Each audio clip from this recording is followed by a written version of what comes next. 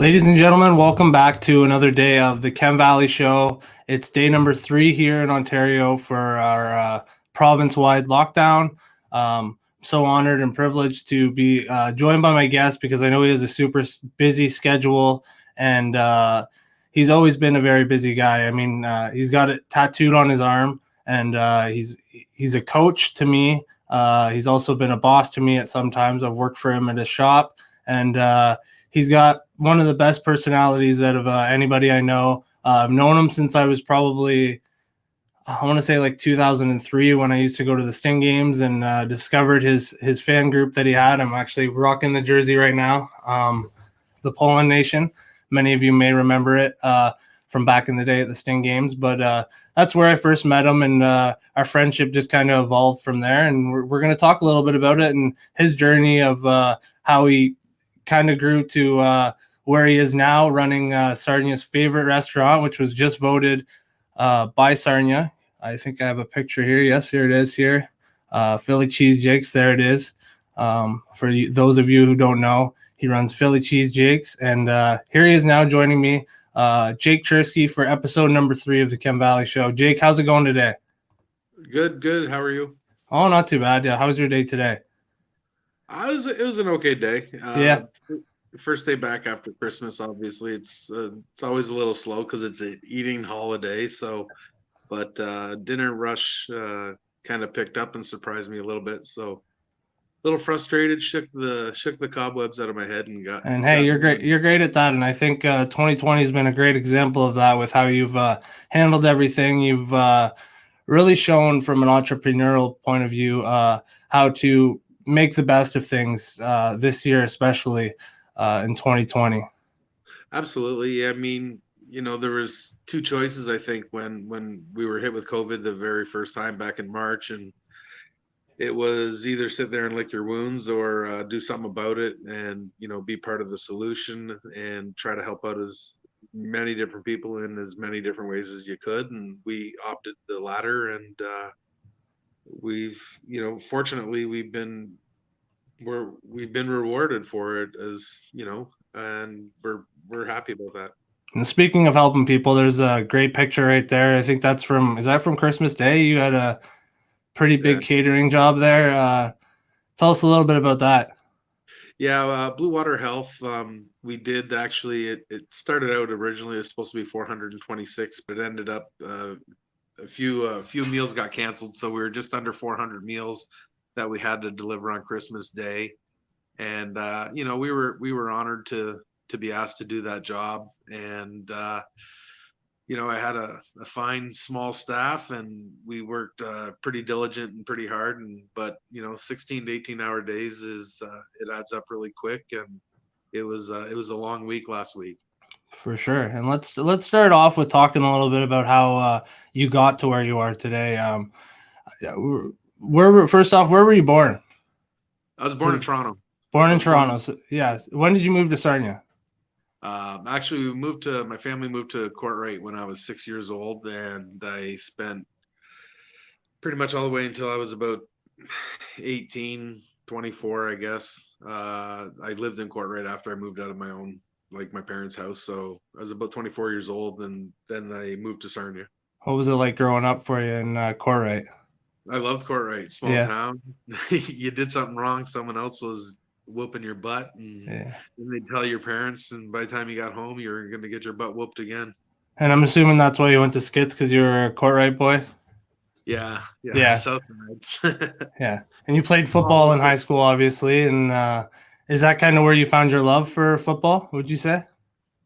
Yeah, absolutely. I mean, being in Courtright, you didn't hear a lot about different sports and whatnot. So I played hockey growing up. I started skating when I was 3 years old, and started skating when I was 2 years old, I guess, and then played hockey in Toronto from 3 to 6. And we used to play on a full ice surface. And I remember coming, playing at Moortown, and they had the little boards on the blue line. So one ice surface was actually 3, and we played across. Oh yeah. I was like skating everywhere. just because I could skate at that time, right? I've been Right. skating for 4 years, so I was just like, why are we playing on such a small ice surface? So, but it was a lot of fun, and there was a lot of great relationships in Courtright, and it was one big family down there, so it was always nice. For sure. So tell us a little bit about your time in high school with football and stuff, and how you got into that, Uh, or where you uh, found your love for football. yeah, crazy story. Okay, so when I was, I guess, in grade 8, my sister got married, and we we did a team or a family diet, and I went into grade 9. Well, back that up a bit. I had some sort of issue with my back, so I kind of, from I think pressure of my dad pushing me to play in a different way than I wanted to play, sort of thing, and I wasn't enjoying hockey a whole lot, and then uh, I had some little medical issue that came around. Like one morning, I woke up and I couldn't really walk, so there was something wrong with my back or something like that. I don't recall. So I wasn't supposed to play any contact sport. So obviously, I used that to stop playing hockey, because that was a good way to get out of listening to my Right. dad. And so then my sister got married, or she was getting married, and I think when I was going into my grade 9 year or something like that, or going into grade 10, that was it. It was the summer of grade 9 going into grade 10. So I went into skits. I was 5'3", 175 pound, and that's pretty much a complete circle. So I was just this little fat kid, and I was started watching football a bit. I mean, I knew about football obviously, but I started watching it a little bit, and then I was like the team water boy for the very first year, and then I just I liked the camaraderie and the team and whatnot, and I really wanted to be part. So over the course of that summer, going into grade 10, I went from 5'3", 175 pounds. I dropped to 135 pounds. I stretched to 5'10", and then gained all that weight back. So I was going into grade 10. I was now 5'10", 175 pounds, Wow. and testosterone hit, and I wanted to play football. And I was just, I was like, I was a madman. I loved it because I've always been athletic, obviously, just because I was, short and stout, but I was always very athletic. Did you guys And win a championship in high school? yeah, did we lose the championship? Did you No. say? Did you win a championship in high school? Oh yes, we won many. Many. Oh wow. Yeah, we're actually 1986, way back then. That was my last year senior football, and we that was the last year the Skits Blue Bombers won the senior title, actually, in Sarnia. Yeah. Yeah, but we had I think I was part of 4 different championship teams. No way. That's Yeah, incredible. yeah, it was amazing. Yeah, Skits beat me in my last year in high school. It was our last game. We were going in, and I think our team just kind of went in with the attitude that we thought we were going to win the game, and uh, ended up losing. And that was my last game. That was my last game ever, and up until last year, when, or I guess 2 years ago now, when you gave me the opportunity to join the Imperials, which I do want to get into and talk a little bit about later on. But first, let's talk about what you did after high school. What was your plan, and what did you want to do when you were done high school? Well, I had an opportunity to go to the East Coast, actually, and to go to university there to play some football to extend my football career. And my parents kind of talked me into staying here in Lambton College and what's known as Police Foundations now. It was called Law and Security back then, and it was the first year that they were offering the course. So they kind of they offered me a deal I couldn't refuse, and so I went to Lambton College just for like 6 months. I didn't like it. I'm not a big student. I'm more of a social person. So um, I just kind of found my way into. I ended up working in the plants, working security. So it was kind of like, it's in the field, and I did that for a few years, and kind of just drifted around a little bit, and odds and sods jobs, and didn't really. I don't. didn't really have any direction. And then probably my first big career job was when Steve Bowman, who went to Skits as well, and I was best friends with his brother David growing up through high school, and he got me into selling cars, and I just kind of loaded everything up, and we went to Whitby to sell cars at Whitby Oshawa Honda, and we stayed there for about 7 years. That's amazing. So what was it like up in Toronto? It was okay. We were on the outskirts, so you didn't really have the huge hustle and bustle of, Yeah. of the big city, but you were 45 minutes away if you wanted to go into it, and which was good. But I've always liked Toronto. When I was 18, I left high school, I think grade 12 a year or something like that, and went back to Toronto for 6 months because I felt like Toronto was really where I wanted to be and whatnot, and it just, you didn't have friends there, you weren't going to school, so it was hard to meet people, and you were just finding jobs, and it was just, I felt kind of out of sorts. So 6 months later, I came back to Sarnia. That was when I was 18, so we're going back a little bit, and then Right. I ended up going, back to sell cars, and which was okay. I mean, when Steve was telling me to sell cars, he said, "Dude, just be you." I said, "I don't even like cars. Like, I don't want to sell them." Yeah. He said, "Just, you don't have to sell them. Just be you." And which Was it tough at first to get that mentality, like of a car salesman? No, because again, I'm a social guy, right? So Right. it was pretty easy actually. It's doing it, doing sales how they want you to do sales was tougher for me because I'm like a no rules type guy. It's like the end goal is to get these people into a car and it's to get them a good deal. And if I can have some extra money at the end of the deal, that's my pay. And that's just kind of, that's how I treated it. But we were really very successful actually. My best year in Whitby, just before I moved back to Sarnia, my best year I was in the top 54 salesmen in Canada. So I think I did well. Yeah, that's incredible. What brought you back to Sarnia? Was it a job here? Because I know when I met you, you were working in the same field. You were working at Lambton Fort, correct? Yeah. I think I dug up an old picture right here from a little earlier. That's the old Lambton Fort days. Yeah. Yeah, there's that's a little bit of the sour side of my relationship or my life, if you will, was my ex-wife, my now ex-wife.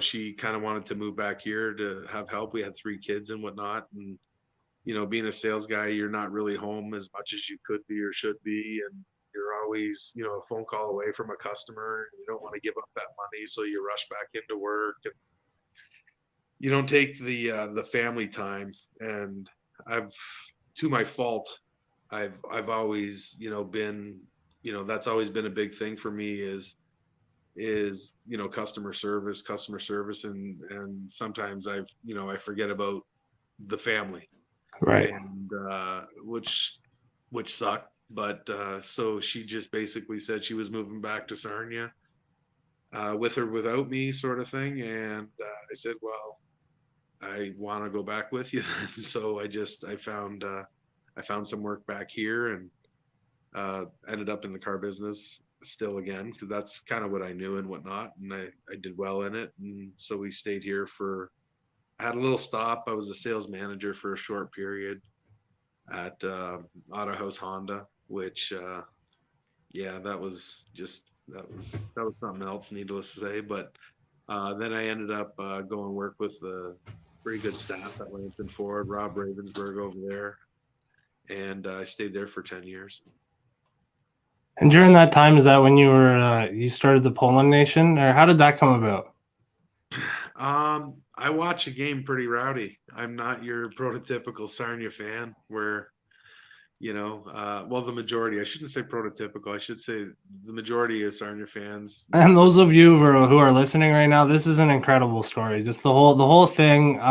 There's a bunch of bits and parts in there that like just the whole, like, it could be a movie. Honestly, I think the Sarnia Sting should go ahead and make a movie about you, because it was a pretty awesome time. I know, at least for me growing up as a kid, coming to a game, you were someone who I looked forward to as being a part of the game and in the crowd, and getting to watch you every game, interact with the fans and the refs. I got a video here that I'm probably going to play in a little bit of you and ticking off Dale Hunter. Like, it was so much fun. It was so much fun to watch that kind of stuff. You know what? We try to have fun at games, and there was a lot of seasons where the entertainment was not on the ice, and I really took it upon myself, for the fans to, at that time, I think they were paying like $17 or $18 a ticket Yeah. to sit in the seat, and your team's just getting waxed. And it was just like, what can I do to help my team? What can I do to help the Sting? And I thought, you know what? The only thing I can do is just enjoy the game like I like to enjoy the game, and which is very vocal. And we started bringing in different props, and it just got kind of got sideways a little bit. And there's a lot of people that didn't like our shtick, if you will, and there was a lot of people that just totally loved it. And they always shared their well wishes with us and stuff like that. And there's still a lot of people that remember the pollination. Oh yeah, absolutely. I think they'll live on forever. I definitely remember what was it? The postcard with Jake. Oh yeah, postcards from Jake. That was a summertime. We took on that little venture. I want to now thinking about things, like, that was around the 2006 time. Was that what did you guys tie that into maybe when you started the Imperials and do that on Imperial road trips, or? No, not at all. No, no. We took a 4-person crew, and basically we knocked off a couple cities that were out of the way, and we Owen Sound was one of them. Right. I just figured with the Sioux and stuff, and I remember the one that stuck with me the most was the Windsor one, because I just remember you guys comparing our bridge being better and our casino being better, and yeah. Windsor's got one bridge, and we've got 2 bridges. Windsor's just got a smelly river, and we've got a lake. Speaking of this, we'll go back to memory lane. I'll play a quick short clip for you. Here's one from, it's got a couple things in there, and one, of course, of you ticking off Dale Hunter. So I thought I'd play it, and we'll go a little bit back to memory lane. Keep it down and watch the game! You're horrible! You're horrible! Don't worry about the fat jokes, son! Don't worry about the fat jokes! Don't worry, son, about the fat jokes! I woke up this morning and knew I was fat! Did you know you were stupid? This would drive a guy to drink! Beer, Hunter! I didn't see you at the Heritage game! How are you?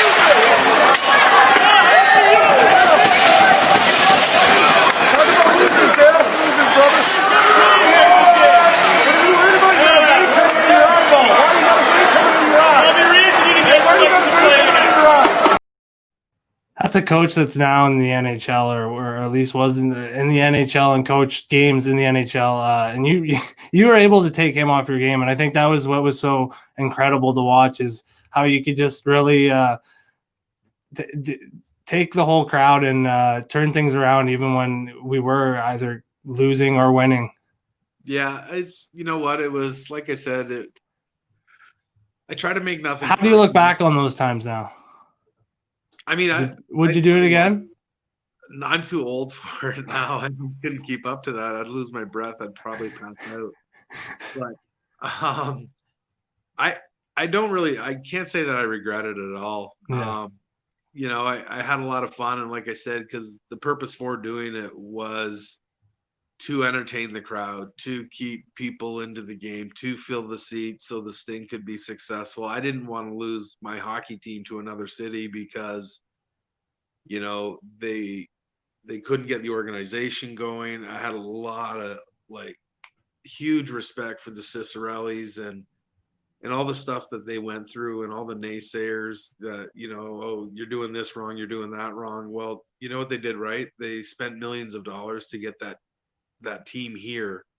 They spent millions of dollars to be part of building a new facility to keep the team here. They spend millions of dollars every year to try to keep the team here, and not too many people said thank you to them. And they just all bitched and moaned, well, London's doing this, and Windsor's doing this, how can this team do this, and how can this team, and why can our team not do this?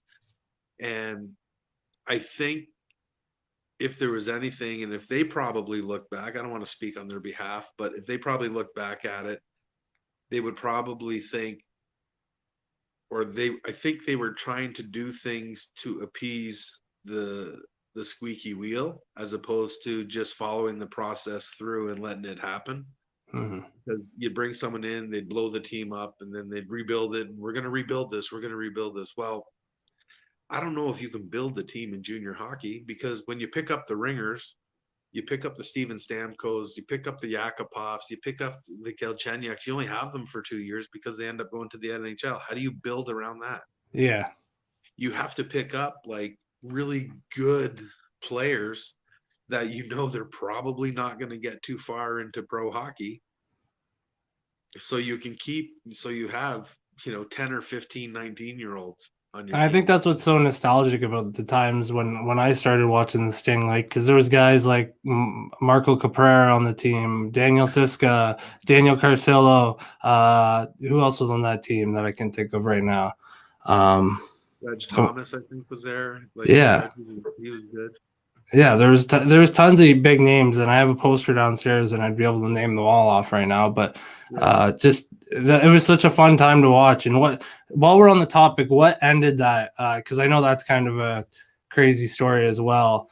If you don't mind sharing a little bit of that, what ended up really kind of putting the nail in the coffin for things for you guys? Well, we ended up.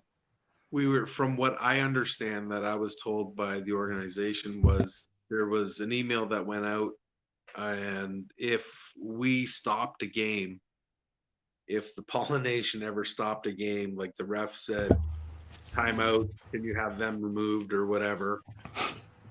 If that ever happened, then the Sting was gonna. Which I don't know why they worried about that, because if that was ever needed to happen, I remember back in the day, you'd take yourself out yourself. You'd put the police hat on and take yourself out. Yeah, but they said they were going to fine the Sting, and the number that was conveyed to me was a $5,000 fine. Wow. So I thought, the only thing that's going to happen is you're going to have a ref that's having a bad night. I'm going to chirp him and say something. He's going to feel bad about it. They obviously know that rule. Next thing you know, the whistle blows. They kick me out, which, okay, I'm okay with that. I'll go watch it on Kojiko. But they kicked me out. But then the Sting has a fine, and I thought, this isn't what it's about. They're not letting the fans be fans. They're dictating how I cheer. We threw nothing on anybody ever. We never swore. I always said that I would never say any words that I wouldn't say with my kids around. And that was you guys were part of the reason some of the players even chose to come to Sarnia. I remember you telling me a story of you guys were down in Windsor one time, and Brandon Hope actually he seen you guys, and it sparked his decision. I want to go to Sarnia. Well, actually, it was in Sarnia. He was coming to visit us and Windsor, and it was in Sarnia. He was sitting right beside me. I thought, wow, that guy's like way overdressed for this hockey game, because he was in a suit and everything.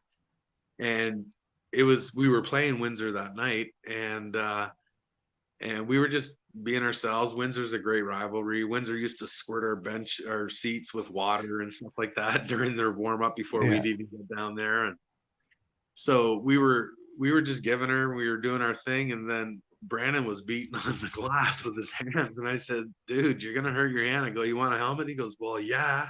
So I gave him one of our buckets and started slamming down. And he was just going nuts. And then I guess the Windsor brass come up to him after the game and said, Brandon, what are you doing? Like, you coming down to see us? He goes, nah, I think I'm going to stay in Sarnia. I think I'm going to sign with Sarnia. So That's awesome. and Brandon told me that story himself. So I'm just assuming that's, the way it Yeah. kind of went. That's incredible. Yeah, that's fun. Well, let's talk. Let's go into the Imperials now. I had the pleasure of joining a couple years ago and playing one season with you guys, which I had a lot of fun and learned a lot from you. And I know it's a program you've built over many years. Let's start let's start off with talking about how you started it and what made you want to start the program. Well, it wasn't me that started it. It was another group of guys back in 2006. And they had a meeting and everything moved pretty quick. So the old executive kind of stepped aside within about 2 weeks. And me and a couple other guys and some of the other old executive that were kind of in line with what we were saying, we kind of took over, and I ended up just being the vice president for the first year. And then I played as a 30 to 39-year-old for the first 2 years. And then I had to make this huge decision because I noticed that the team wasn't really going in the right direction as far as if I wanted to be part of a team that was going to be here for a long time, I needed to decide whether I still wanted to, live the young life and beat myself up playing football, or I needed to make the decision to hang up the helmet and that's a horrible picture. Couldn't you find the one where I was flying? I did, but it was blurry. It was a blurry one, and I think you put it as your profile picture. So I did actually find that one, the one where you got I don't know if it was a sack or a beautiful tackle, but no, that was a fumble recovery. Thank you very much. Yeah. But anyway, actually, I don't mind that picture because it's a really cool smirk. It's like, yeah, you just said that. Hang on. Yeah. But anyway, so I basically I took on the president role in year 2, and decided at that same time that I would just hang up the helmet and kind of worry about running the organization to how I thought it should be run. And I mean, boy, did we have some bad teams, but for the most part. What was it like in the first few years? Man, the first year was awesome. We were 0-8, and our first point ever was against Tri-City, and we missed a field goal, but we got it out of the end zone, so we got a rouge, which is 1 point for whoever doesn't know. And it was funny because Tri-City, they were like, give them the 3, give them the 3. And I'm like, nah, we'll just take the 1. We're okay with that. But that team was so close. I mean, we were a bunch of old guys, the majority in our 30s and stuff like that. And we were just guys that, stopped playing. I mean, we had a handful of athletes, of course, but we just, we were so close and so tight. And I mean, what was their vision at the start with things? Like, obviously they went with the same name, the Sarnia Imperials. That has some history from back in the day for those of you who don't know, and you can maybe tell the people about that. Well, what we did was I think they were going to call themselves Sarnia Titans at first when I wasn't part of it, and then they moved into, and we just had to get permission from Imperial Oil to use them, and they said, yeah, you can use the name, but no reference to the Tiger or their gas grade or anything like that. Okay, whatever. We just want to resurrect the name just to show some homage to everything that used to be. I mean, Sarnia was a huge football town way back when. And I mean, when your little town of Sarnia wins 2 Grey Cups and you're challenging for the Grey Cup against Toronto's and Ottawa's and teams like that, that's a pretty big thing, so we thought that was the right thing to do, instead of trying to figure out another name that starts with S or something that sounds really cool. Yeah, we just went back to the roots and back to the history, and there's so much history with the Sarnia Imperials. It's just amazing. There's just so much that went on with Sarnia Imperials and their football teams. Yeah, for sure. And so you've been doing it now for so many years. Obviously, the last year was probably the first hurdle you've ever experienced as the president.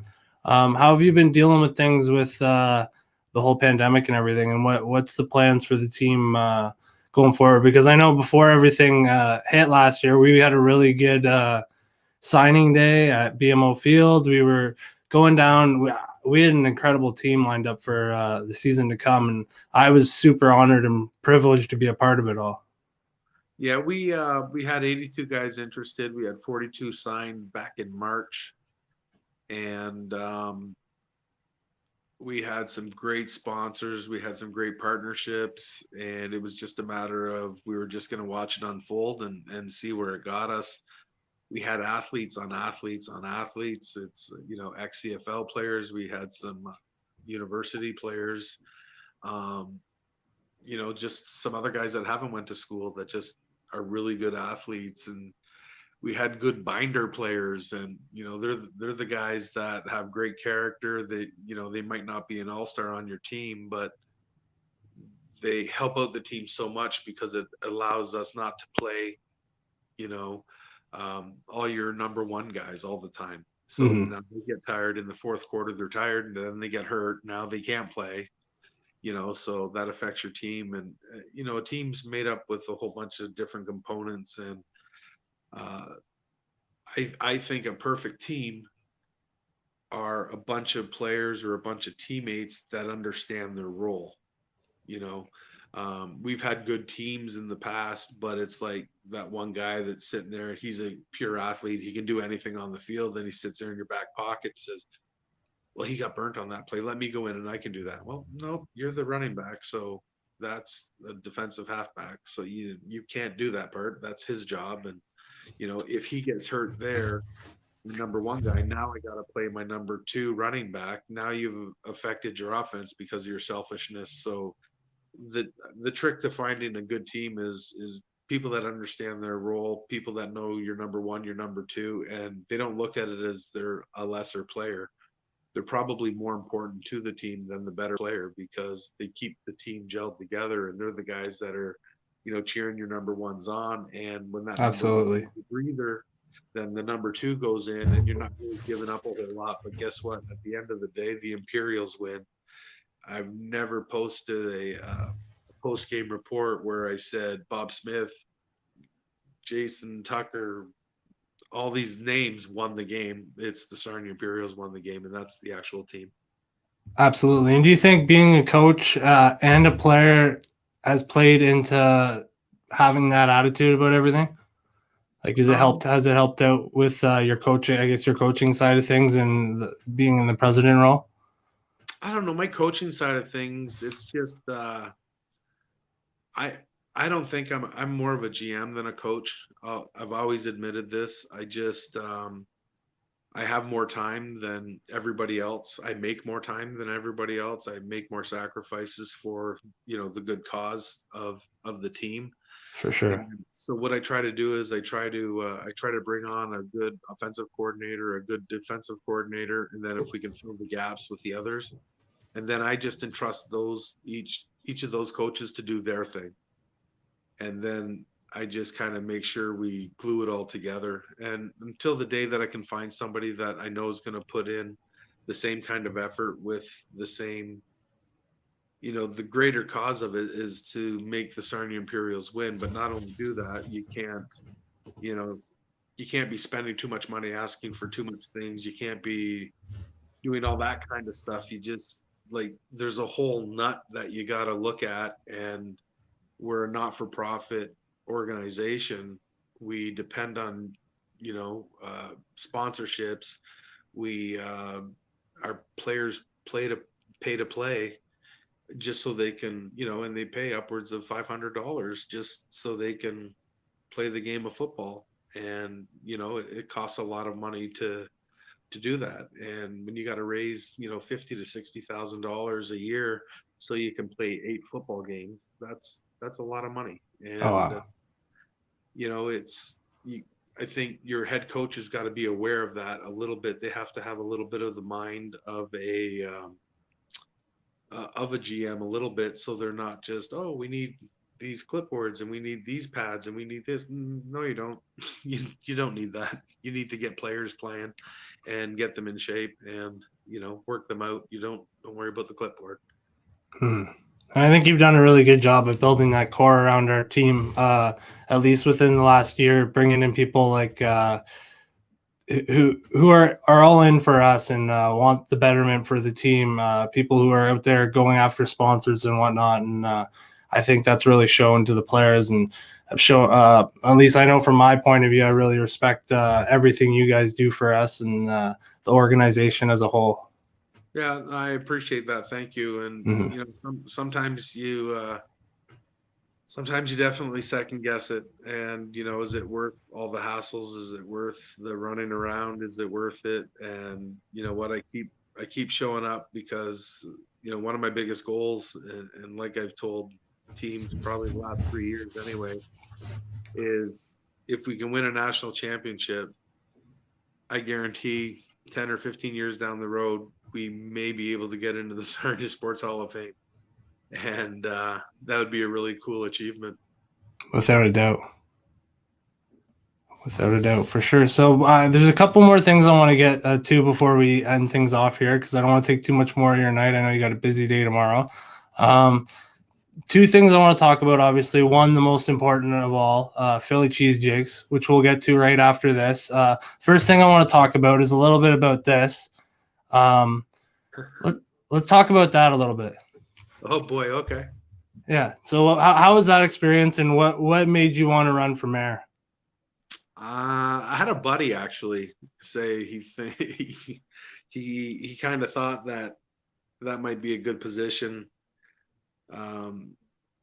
just as a heartfelt thing, and I didn't agree with him at first actually, and it was just one of those things where I kind of just thought about it, and then I just decided. I think you're a guy who's always been ahead of the times, and I think even when you were running, you said it yourself, you're ahead of the times, because I think Sarnia was always ready for change, and they definitely were back then, and they definitely are now. So I think from my point of view of seeing things, it was a very cool thing to see from you, knowing you and what all you've been through. Was Philly Cheese Jakes open when you ran for mayor?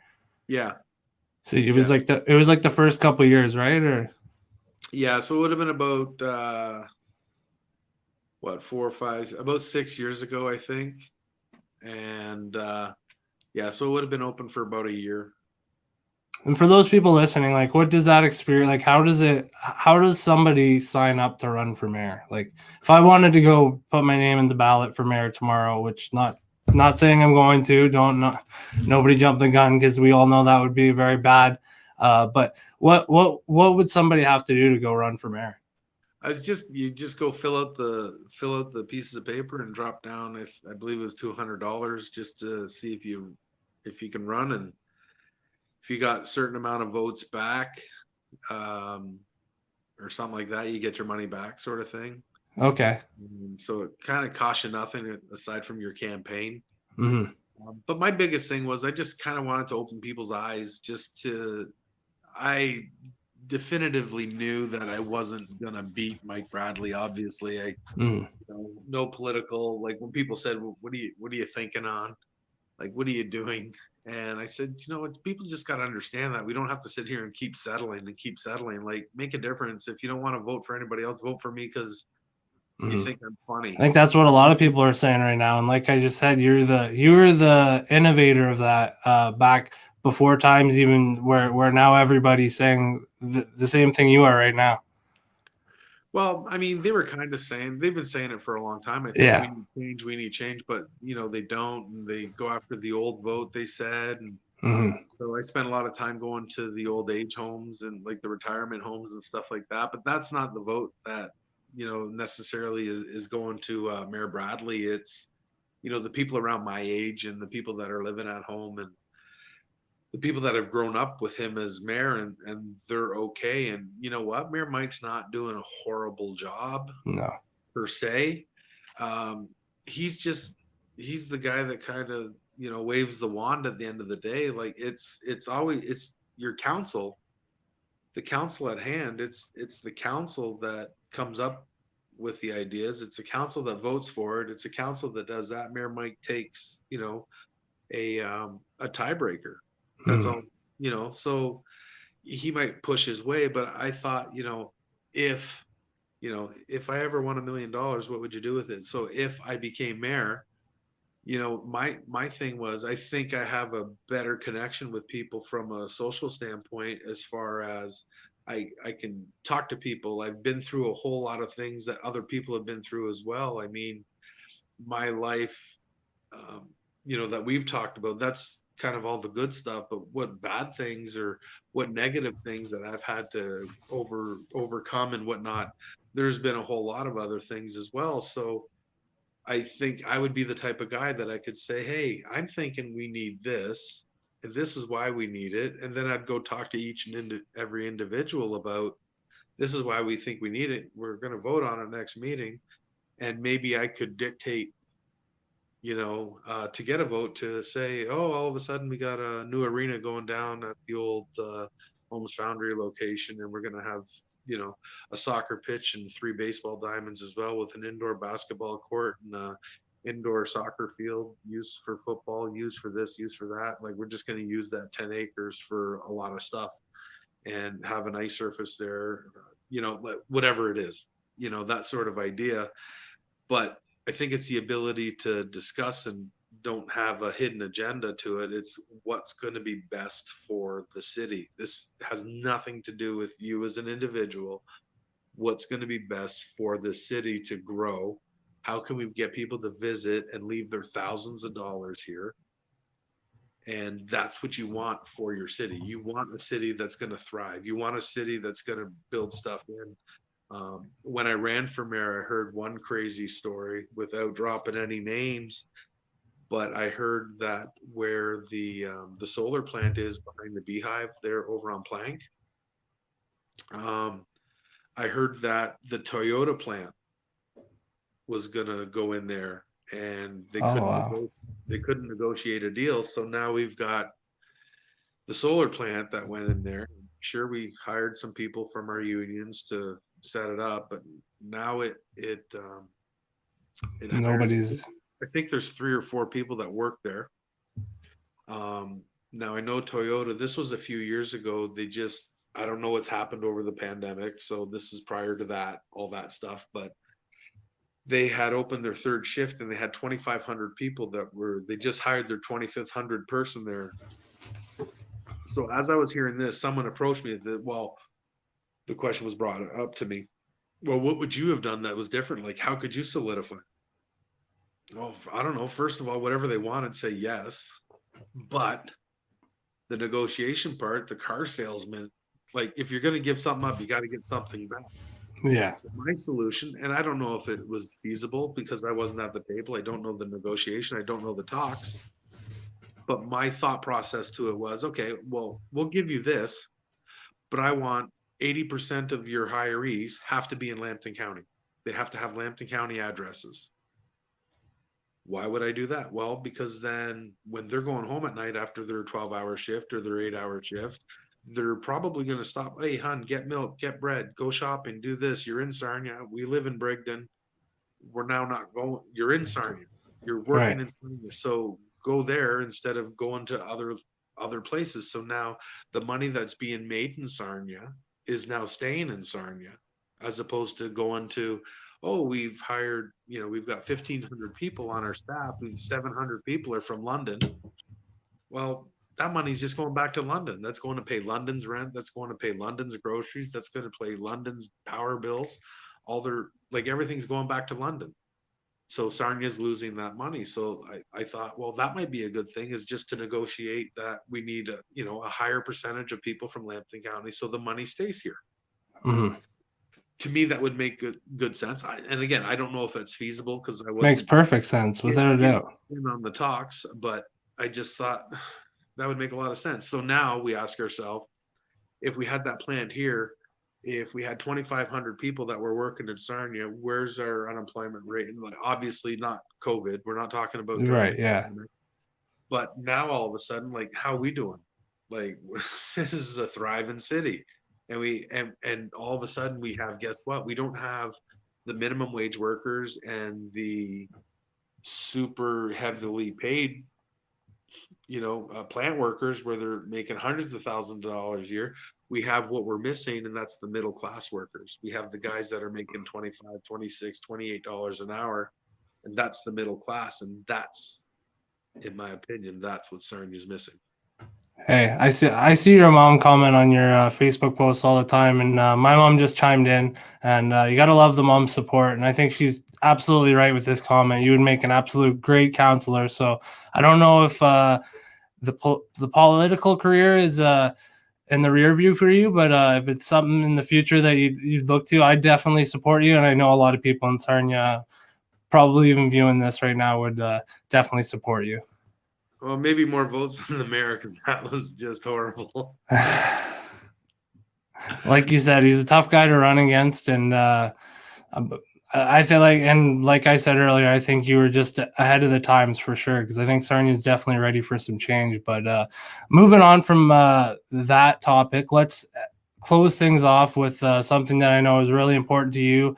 A lot of people in Sarnia love it. It's voted Sarnia's favorite restaurant in a recent contest that was done through supporting Sarnia Business Facebook page, which is a great page to support any local businesses in Sarnia. Somebody, I believe it Rodney who created that Facebook group.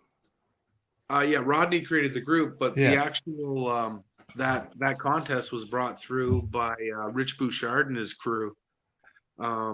They were the same people that organized Race to Erase Hunger, and because of COVID, they really couldn't do all those visits with all those participants. So they found another way to try to raise money for some local charities and whatnot. So they decided to put a little fun level.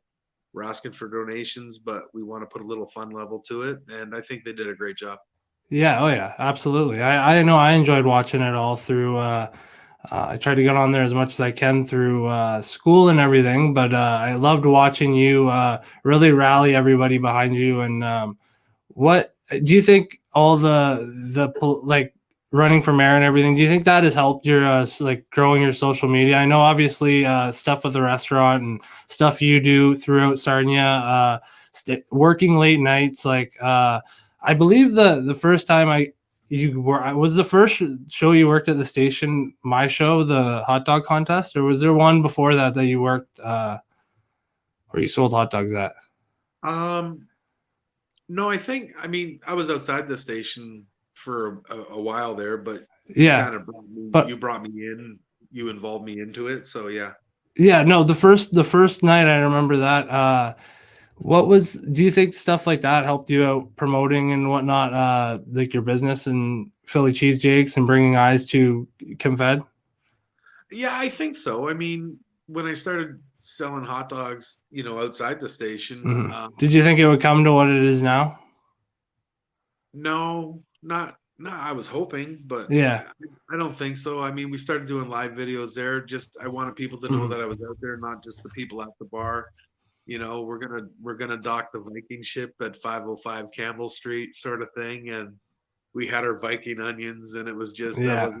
I was very evasive, and it was just something that I wanted people to kind of pull up and like, what is he doing now? What is, like, always asking themselves, what is Jake doing now? And I think I learned a little bit of that from wrestling. Jake the Snake Roberts had an interview one time, and he was asked why you don't speak loud and you don't get angry like a lot of other wrestlers. And he said to them, he said, well, if I speak lower, then they shut up and listen to me.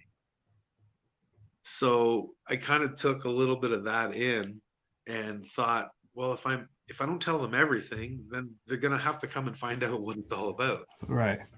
So it's a twist on what he was doing, but it's the same premise. Like, I'm not giving you all the information, you don't know what I'm saying, so why don't you come and check it out? And I've just kind of followed suit with that. I've learned so much from Dave Burrows as well. He comes in all the time to the restaurant. We just kind of, as he always says, we swap stories. And he did not vote for me as mayor, and he told me he wasn't gonna. He says, you're not the man for the job. And I appreciate that about Dave. He's very honest, and when I'm doing certain things, and if he thinks I'm doing them wrong, he'll give me his advice on it. And I don't really ever think he said I'm ever doing anything wrong. Social media, doing live videos. Maybe mine are a little long-winded sometimes, but I got a lot to say. So, Yeah.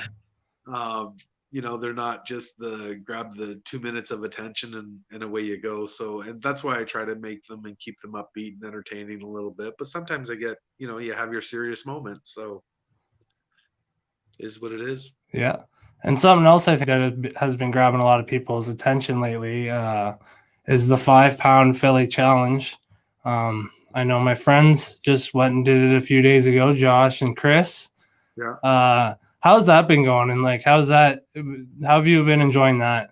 Just doing those? Because I know it's something you've wanted to do for a while and you've had an idea, but things kind of just came to fruition the last few months. And what is it? 0-16 now? Yeah, Philly cheesesteaks is 16. Everyone else is nothing. Ric Flair, 16 time. Woo.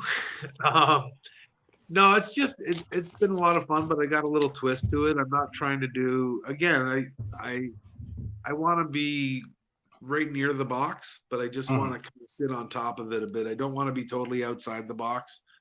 But it was just a way, when we first did it, it was just a way to see if we could make someone, have a few dollars in their pocket, sort of thing, like kind of give back to the community. I mean, it's one thing to give someone a shirt and put their picture on the wall, and it's like, yay, who cares? At the end of the day, who really cares about that, right? People are going to come in, they might reference the wall later, but they're not really coming in to, they're not really going to wear this little t-shirt around for a while. That's if they win. If they don't win, then they're out the money. And I just thought, you know what, if there's a way that we could kind of cover the cost a little bit, and I take a little bit of a hit, I pay that towards the marketing portion of it. And if someone wins the money, then they win the money, and away they go. So, but I think I might have to go to more of a conventional. I think in January, we're going to do, more of a conventional offer, or I might do one more like we were doing it, where you put in X amount of money, we take half out of that, and the best time wins. So, we'll see. I mean, a lot of Has there been a group one yet where a group comes in and just attacks? I guess probably you can't do that with COVID and everything. How is that, like, has that really challenged any of the eating challenges? No, well, we didn't do a whole lot. The one time we had a team challenge, and we made sure that we asked everybody the proper, some of the protocols, like, hey, crazy times. We're allowed, we're allowed, 10 people in the place. My place, I'm only allowed 10, with me being there too, like including all the workers. So it might sound like there's a lot of people in there at times, but there's really not. And so we try to follow all the rules. We did follow all the rules. And we asked people if, all the things. Have you been out of the country? Have you been quarantined for 2 weeks? Yeah. So blah, blah, blah, blah. Like, we did a lot of behind the scenes stuff. I mean, some people approach us on it, and some people messaged us, and what's going on with this and what's going on with that. And I'm just like, hey man, just let us have fun. We're not killing anybody. We're doing, Philly cheesesteaks. We care about the community. That's what we do. We're basically caring about the community. We're not going to have an event where we're going to jeopardize the community. That doesn't make any sense. And if you challenge me on that, shame on you. Yeah. Like I said at the start of the interview, you've made the best possible you can out of 2020, whether it be with doing ice cream, selling masks, selling sweaters. You've done a lot of positive things for Sarnia, and on top of that, a lot of other really good things that I'm not even naming right now, which I'm sure I'm forgetting. But you've done a lot of great things for the community, and a lot of great things for me, even just coming out to my wrestling events. I know asking you back at my first event coming out, you donated all those hot dogs for the hot dog eating competition, which was insane. It was pretty fun night. And yeah, it's you're always out there helping the community. I always see your logo on things, and definitely somebody. If I were to say Sarnia celebrity, there was a Sarnia celebrity, you're the Sarnia celebrity. Absolutely. I wouldn't. There's so many more people better than that, but I appreciate that. But no, it's You there's deserve the Macho Man looking PCJ jacket. Let's just say that. well, that's cool. I'll Yeah. tell you that. That's cool right there. I probably am the craziest. I got the most swag of anybody. Without a doubt. And I think me and when I joined the Imperials, Andrew Barnes told me that you were the innovator for the NFC in terms of bringing in like merchandise. There wasn't really many teams doing stuff like merchandise, and you were really the person to take charge and do that kind of thing. And I think that really shows with all your marketing and whatnot, and the way you market stuff, and it's fun to watch. And I know I learned a lot from it for sure. Well, I appreciate that. It's nice to know that people are, pick up a little bit of something this way. It doesn't look like I'm just spinning my wheels. But as far as the football league goes, there was a couple teams maybe did a hoodie or two, but I mean now they're all doing hats, and now they're all doing, and our program is second to none. And I'm always switching it up to do a different angle, just so no one can copy us. I always want to be. Ahead of the game if I can. And it's kind of like what we did with when COVID hit. Like I said earlier, it was a matter of, are we going to do something about it, or are we just going to sit here and accept it? Well, I'm not accepting it. Like, I understand it's here, and I'm cautious when I go out. I sanitize at work. I do the best I can. I get my sanitizer on my hands. I wipe my debit machine off. Like, I am very consistent with all that. You can safely come into Philly Cheesesteaks and feel okay about it. But I'm not going to just sit there and let this kick us in the face anymore. Not my city. No. I hear you. That's all. Well, that's all you had? Yeah. I figured something else was coming there, but No. let's look. High and dry. We're 5 days away from 2021, and if we keep on talking, we'll probably only be 4 days away. But we'll close things off here soon. What's the plan for 2021 for you? Just gonna rock it. Just keep rocking. Just don't stop. Don't stop, and you can be rest assured I'm gonna have a T-shirt, and I'm gonna start all over. I think we're gonna go year one, PC post COVID. Yeah. Stay tuned for that one. Perfect. Was that the announcement, or is there any other announcements that No, there's no other announcements. No other announcements? No, I didn't know where you were gonna go and what questions you were gonna ask, so. Well, I apologize if I took too much of your time tonight. This has definitely been the longest episode on the Chem Valley show so far. And like I've said, I'm just kind of testing things out. I don't know where I want to go with this show. I knew I wanted to have you on here, and too bad we couldn't do it live in studio. I'd love to get the sticker on this helmet too. I want to mention that. Hopefully you can talk to Jason Rohde for me and get the sticker on there. But Jake, I appreciate you joining me tonight. Where can people find you? Where's your shop, and what do you got to offer? Philly Cheesesteaks, 988 Confederation Street, baby. You should know that. Of course I know that. Yeah, no, I know. That's where we're at. But if you go online to phillycheesejakes.com, you can order online. We have our own ordering service. We're $3.50 delivery in town, and I'll be posting actually on our Facebook page at Philly Cheesesteaks. I'll be posting our delivery charges tomorrow, actually, as we just kind of kicked it off today. We finally found some drivers that are willing to kind of be there and through. That's incredible, especially with all these stupid apps that are kicking a lot of these restaurants in the ass when they need our help the most. So it's great to see that there are people out there who are willing to take on some deliveries and do something for the community, as well as I'm sure it'll benefit them as well, as you see how busy some of these sites are. Well, the good thing with some of the sites is you can go to the one site and then you can kind of scroll through, and it's like, where do I want to eat? Where do I want to eat? all you got to do is just go to Philly Cheesesteaks and I'm going to feed you something. And I know it's going to be on point. So There you go. And you can find all that right down below. If you're watching on Facebook or YouTube or Twitch, I put all that information in here, the website, and it's probably just my camera, my new camera I just got. It's probably leaking on me, or it's probably the fact that we went over an hour now and this thing's telling me to get the hell off of here. So no, it's not. When you said Twitch, I just twitched. That's oh, okay. Sorry. You're all good. I should have been ready for a few of those Jake Cherski jokes throughout. Yeah. Well, we'll do this again sometimes. I appreciate you joining me for episode number 3. I'm sure we can fill in another few hours throughout the next episode that we do.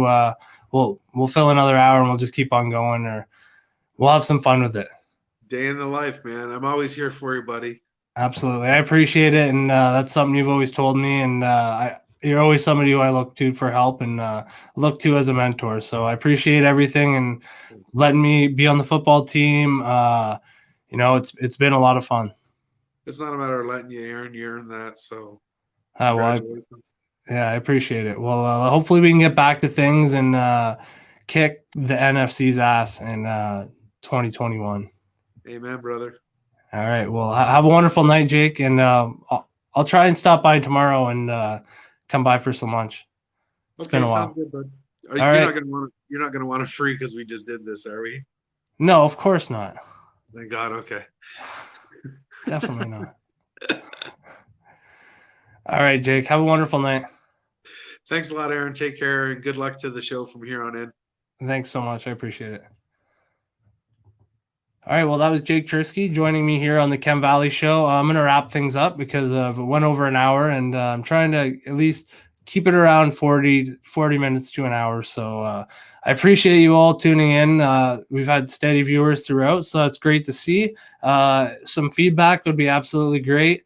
And if you aren't on the YouTube channel, check it out. Give us a subscribe, give us a like, and hopefully we'll see you again for another episode. I'll be back again tomorrow for day 4 of the lockdown. I'm going to release an episode every day here on the Chem Valley Show, right on the Chem Valley Wrestling Facebook page, the Chem Valley Show YouTube channel, and on my Twitch. So thanks again for joining me, and we'll see you tomorrow.